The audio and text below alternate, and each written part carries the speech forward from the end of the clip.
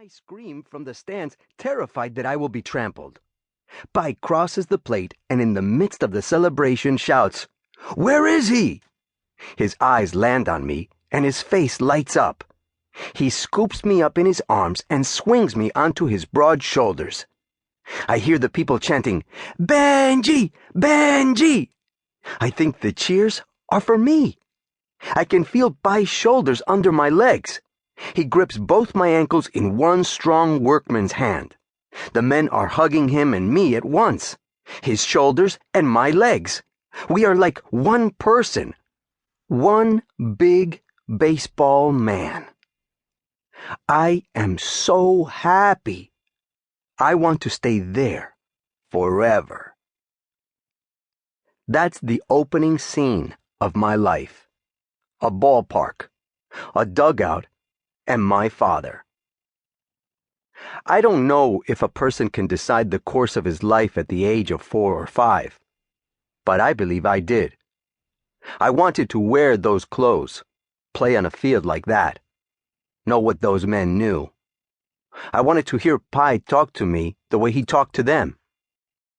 I heard stories that Pai had dreamed of making it to the major leagues. He had been a great baseball player in his day, one of the best in Puerto Rico, famous even. People told stories about how he played second base like a scorpion, scuttling from side to side in the blink of an eye. They told how he gripped the bat so far up the handle you swore he would poke himself in the belly when he swung, and how even with this crazy grip he still hit home runs. Our house was filled with his trophies. Everyone thought he'd make it to the major leagues like Roberto Clemente, Puerto Rico's national hero, but he never did. He never even got to the minor leagues. Instead, he spent almost 40 years working at a factory. I don't recall exactly when, but I decided I would make it to the major leagues. As his oldest son and namesake, I would make Pai's dream come true through me. I would erase his failure with my success.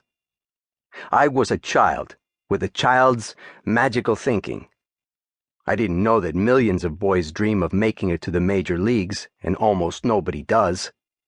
Think about how many of your childhood friends ended up wearing a major league uniform. Probably none. The odds are astronomical. And my odds, as it turned out, were particularly bad. I wasn't a natural athlete like my father. He was pure and fluid and self-assured. I had minimal natural talent. I was a box of parts requiring assembly. I wasn't strong like Pai either. I was short and skinny, and at least back then, had none of his grit. Every criticism scraped my thin skin.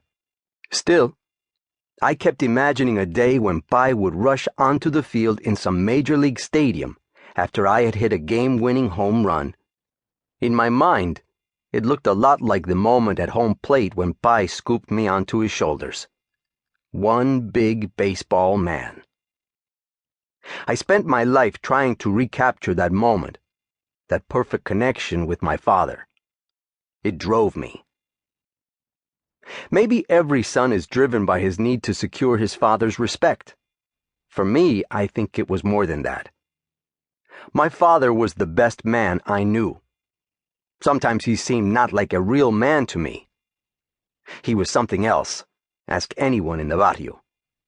They will tell you so many things about him on the baseball field. They'll tell you, too, that he had 3 sons, and that he taught these sons everything he knew about baseball. They will tell you that Jose, Yadier, and I all became catchers, and that against all odds, all 3 of these boys made it to the major leagues, and that against greater odds, no 3 brothers in the history of baseball had ever done this. Benjamin's sons earned 2 World Series rings each. They will also tell you that our father was a better ball player than any of us. Everyone in the barrio has a story about Bengie Molina Santana. Now I will tell you mine. I will begin at the end. My father died.